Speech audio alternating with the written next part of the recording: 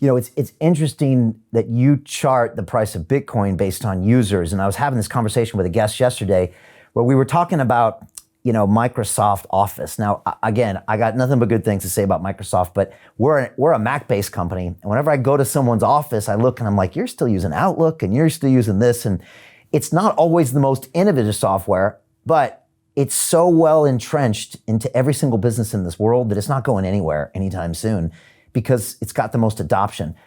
Are you with me on that analogy, or do I have flaws in that analogy when it comes to? It's a good one. And the classic when I was a kid was, Sony Beta tape versus VHS. The Sony Beta was way better. VHS was terrible, but they installed a lot more units before anybody else, and they won, right? And so the same thing with Microsoft. They installed an enormous amount of units. It's hard to unseat them. So, it's the same, and that's essentially the argument of Ethereum. They have a lot of people who built a lot of stuff on there. So it's harder to unseat. And I'm not an expert on many of these technologies, but if you talk to a real technologist about SMTP or some of the other protocols, they're terrible, but they just got out there and got enough people using it that now we kind of have to deal with it. And, that's just the reality. Once you have a pretty big install base, the next thing has to be radically better. It can't be just a little bit better.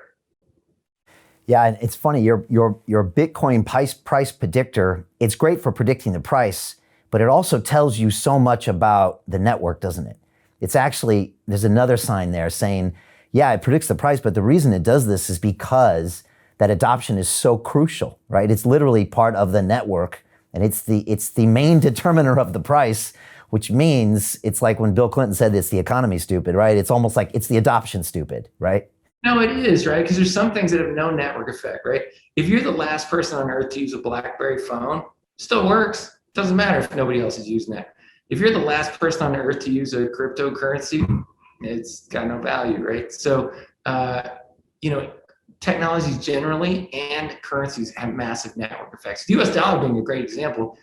You can do business with US dollars in the jungle of Borneo, right? Like anywhere on earth, you whip out a US dollar, there's a massive network effect. You can do business.